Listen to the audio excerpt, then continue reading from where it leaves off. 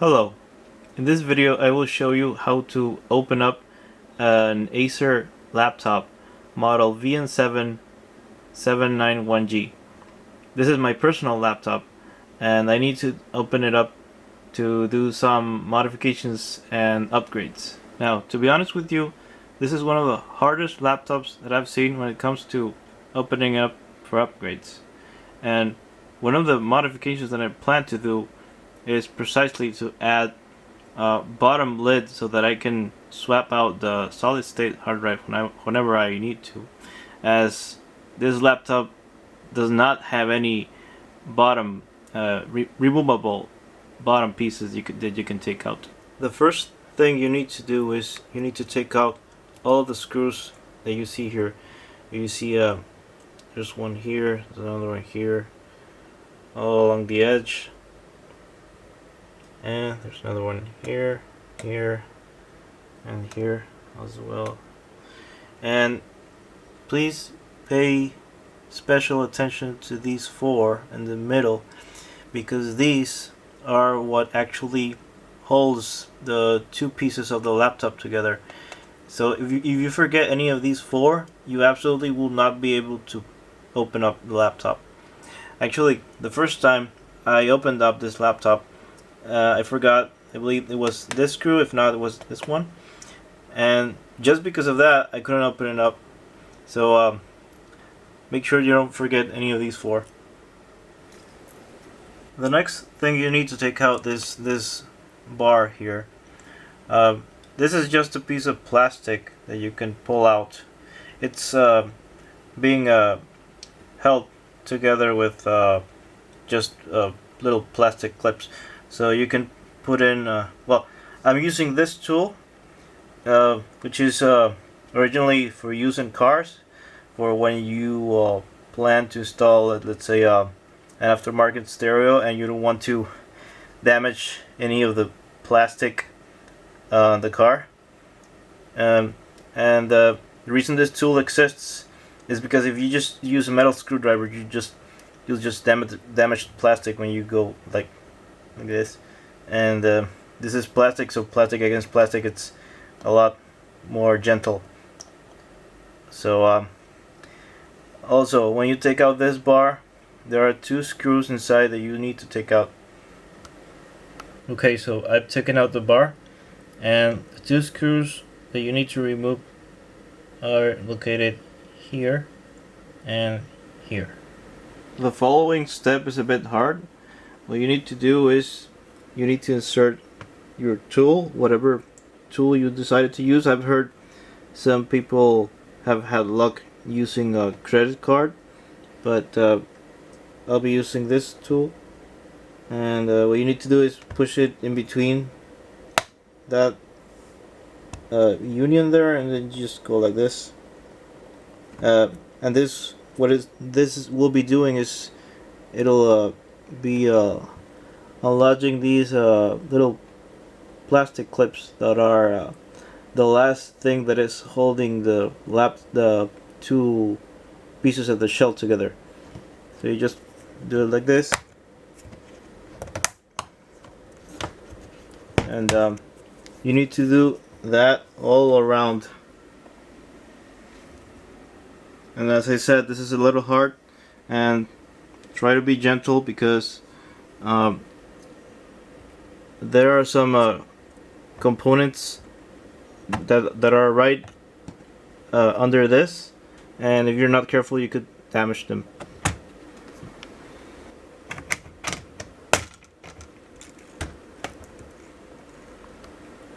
Now, if you only intend to service the hard drive or the wireless card, you don't need to disconnect any of these cables, and I strongly recommend that you don't, because they are a pain to put back on. So what you need to do is, if you just want to change the hard drive or the wireless card, which I don't know if you can see is right there, all you need to do is you need to lift this piece and rotate it a little bit this way, just enough so you will have access to those two components. So in case you need access just to those two components, when you're done it'll look like this, and that way you can work on the hard drive and the wireless card. But in this case we need to take this off, so we're actually going to disconnect those cables.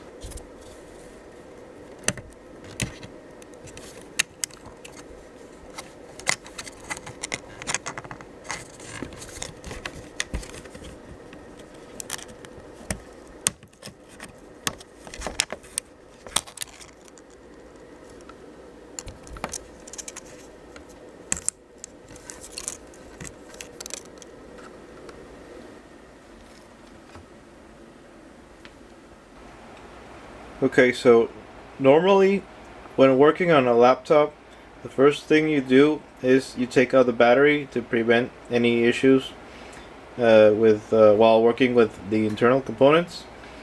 But since on this laptop the battery is internal and is not removable, you can't do that until you get to this step. And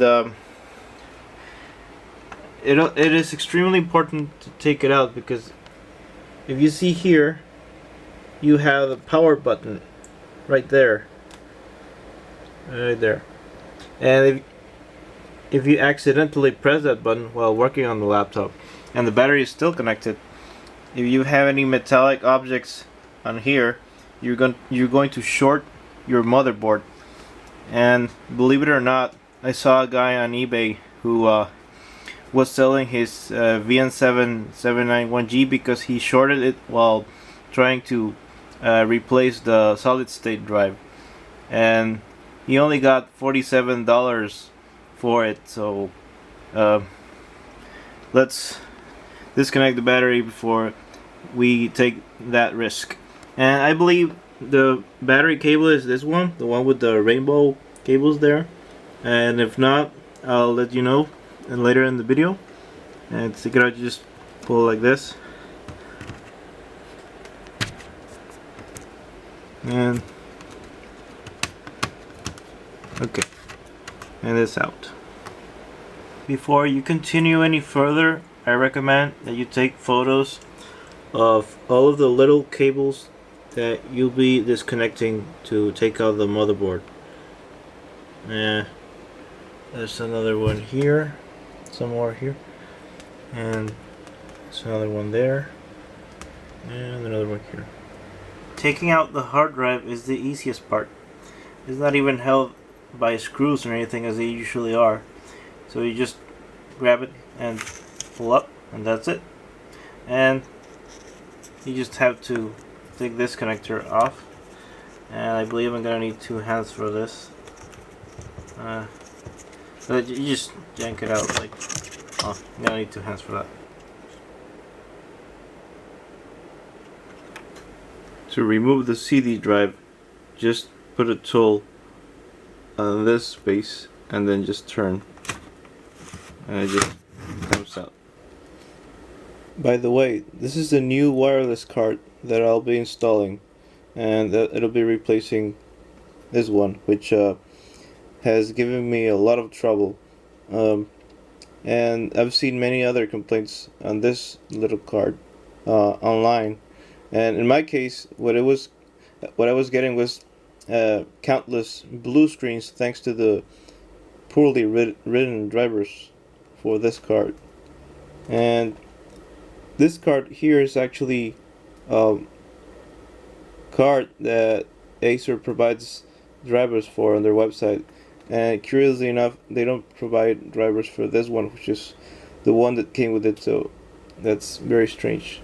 It's time to disconnect all of the little cables, and with these two you just pull them out like this, and with this one you just pull it up like that, and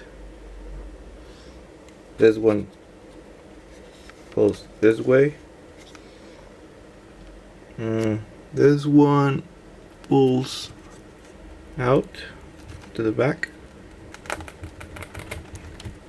It's a little stuck in there, but There you go.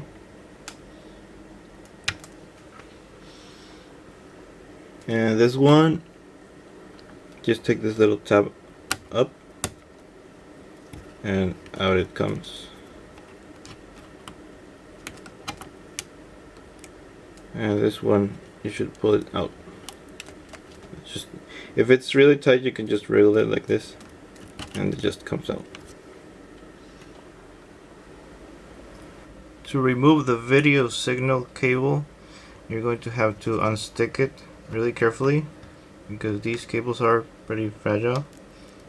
So just pull it up slowly. By the way, there's a copper pad just under this video cable, and be sure not to rip it out because I believe this copper tape is used for either Bluetooth or Wi-Fi signals, and this is going to be a little tough, so I'm gonna do it out of video. Okay, so I had to use both hands to do this, and I managed to take the video cable off the copper pad there, and I actually had to unstick the copper pad a little because it got all wrinkled, and then I just put it back in place and I just rubbed my nail against it to flatten it perfectly. And the next step is just to pull this little tab up with your nail, and then just it comes right out. Now we need to remove screws. We need to take this one out, and also this one,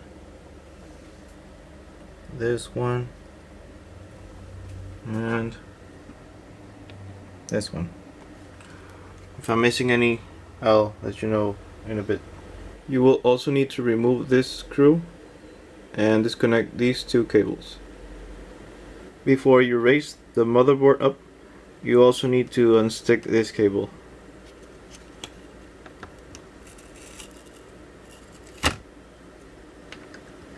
You will also need to take this cable out of the way.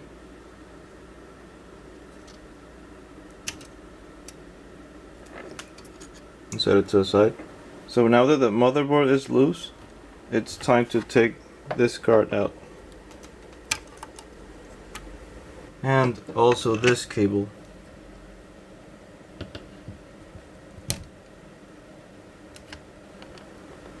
When you take the motherboard out, I recommend that you grab it on both edges, on this side and on this side, and lift it up. Do not grab it like this or in any way that involves pressing your fingers down on the circuits. While you work on your motherboard, I recommend that you put it on top of a piece of cardboard like this. Do not put it over any plastic or clothing surfaces. Okay, so now it's time to start modding, and one of the mods that I'm going to do is I don't know, you can see here that this opening here is blocked by some plastic behind it, and I would like to remove that tab so that I'll have a little extra airflow. So I'm gonna do that, and I'm also going to drill holes here for the CPU fan, because the fan is installed in this area, which means that the fan barely has this little space to pull air in, and this whole area is blocking the rest of it. So I made this pattern that I'm going to glue. I'm going to tape it to the other side, and then with a Dremel I'm going to be making holes for each of these, and hopefully that'll provide much better airflow. And this is what it looks like without the motherboard. Okay, so I would like to show you my progress here. I had to break this and this, and then I ran my Dremel all along the bottom here, and it's almost coming off, but this kind of plastic does not like to break easily. It's very flexible, so I'm having a little trouble here. And this is a Dremel that I was using, and this is the final result. My next mod is to make more holes for the CPU fan, and as you can see, I've already attached a pattern that will help guide me put the holes in the right place.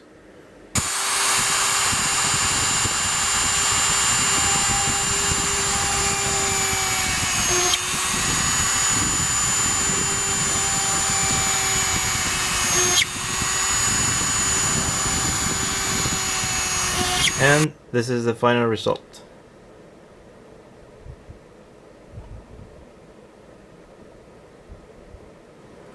Originally, I was also planning to add a removable lid for the solid state drive, and my idea was to install this piece that I had already prepared, but then I realized that this piece is too big and I would have to cut a lot of important things on the inside. So what I did was, since I don't have enough time to cut this into a smaller size, I made the hole, and some other weekend I'll cut this to the proper size and put it in, and then I'll have immediate access to the solid state drive and the coin cell battery whenever I need to. So if you need to service your components on the motherboard, let's say you need to replace the memory or add more modules, your memory may be covered with a copper sheet like mine, and if it is, you just have to pick it off, and there they are. And you need to take out, if you need to replace a solid state drive, just take out this screw and then just wriggle it out like this way. And if you need to replace the thermal paste on the GPU or the CPU, just take off this screw, this, and this. And I don't think you need to take out the coin cell because these laptops are pretty new, and I don't expect that you'll need to do that. And there's, just remember that there's I don't know if you can see it, but there's a BIOS reset button right there. Be careful not to press it accidentally. Okay, it's time to put the motherboard back in, and before you do that, make sure to move these cables to the side, as well as the video cable, and put it in like this.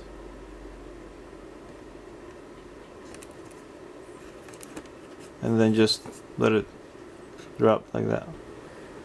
And then just move all the little connectors above the motherboard.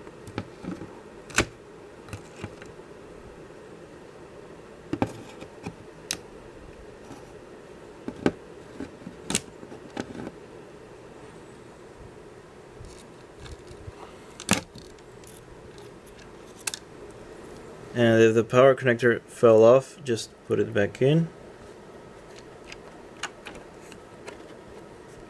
And plug it back in.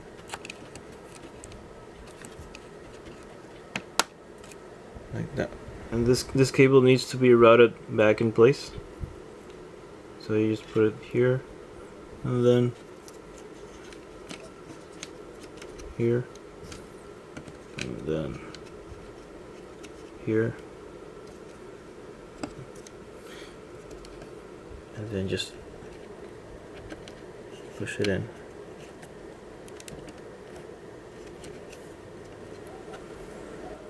To reattach this cable, which is the USB ports cable for these two, what you do is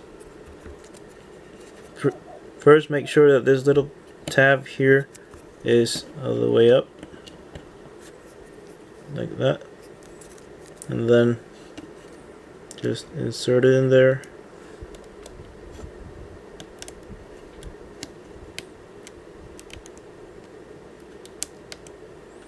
Like that, and then lower the little clip here, like that. And this one just pushes back in, and these two as well.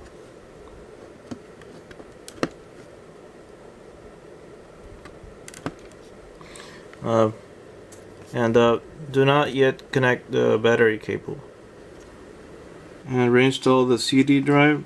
Just push it in, and make sure that this little tab goes under the motherboard, like that, and then just push it until it stops. And then reinstall your wireless card. I recommend that you first connect it to the antenna cables like this, and then you just slide it in into its slot until it's tight in there, and then just put back the screw here. Also remember to route this cable, this one, you should push it in where it should go.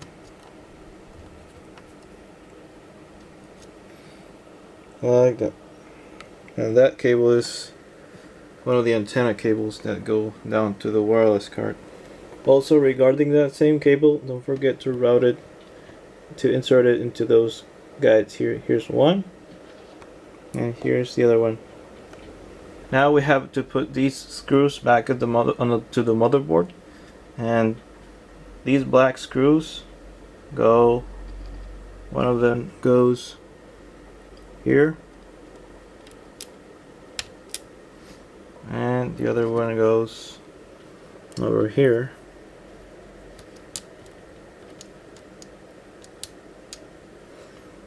And these bright shiny ones are for the fans, and so one of them goes here,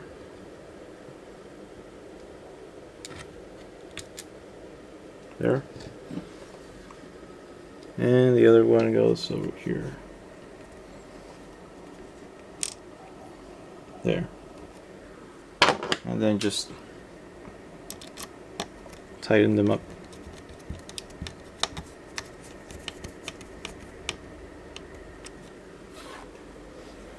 To reinstall the hard drive, just put it here and lean it on this side like that, and then just push down, and then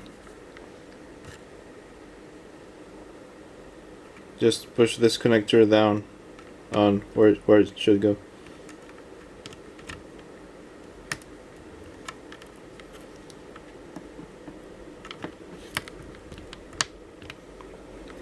And now you can plug in the battery connector back on.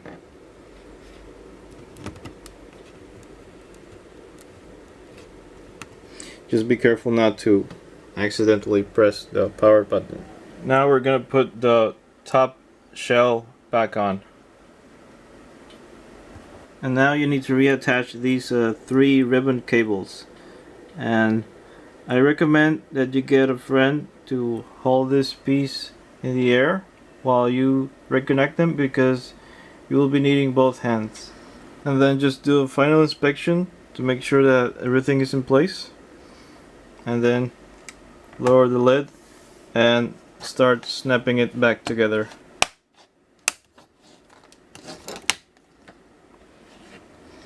However, I strongly recommend that you do not snap it all around yet, because just in case there is a problem with maybe the keyboard may not be plugged in all the way, so it may not work. So before you fully press in all of these, make sure to turn it on and check that everything works the keyboard works, the webcam works, especially the screen, of course. And I left this one here so that if I need to open it again, I'll just stick my tool here and pull it back again. And in my case, it works just fine. So now you can turn it off and finish snapping the rest of the lid together. And before you put this bar back here, don't forget to put the 2 screws that should go in here, and here. And please do that while the computer is off. And the last step is to turn the laptop bottom up and reinstall all of the screws.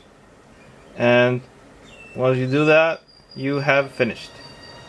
Okay, I've been doing a few tests over the last 10 minutes, and the first thing I noticed is that the CPU fan is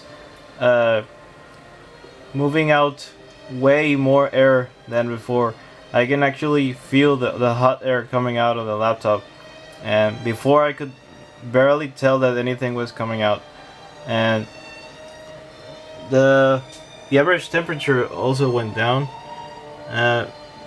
Right now it's at about between 68 and 71 Celsius, and before I opened the laptop it was showing at about 85. That's for the CPU. Also, the graphics card went down by about 6 Celsius. It's running at about 63, 64 Celsius, and this is what it used to have, 70 Celsius average. Okay, so these temperatures are according to this program called CPU ID HW Monitor. Also, I forgot to mention that the laptop is way quieter now while playing games. It used to sound like a jet plane taking off, and right now I can barely tell that the fan is running. I have a cooling pad under my laptop, and I turned it on to see what it would do to the temperatures on the solid state drive. And what I see is a massive improvement. It used to be at 64 Celsius,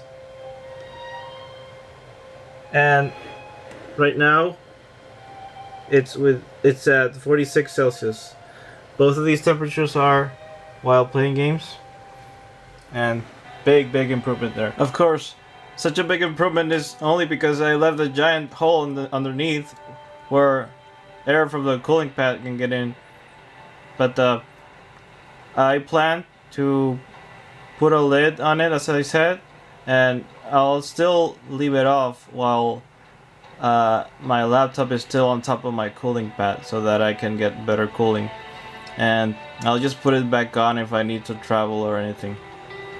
At least now my laptop no longer sounds like it's destroying itself while I'm playing games, and I like that very much.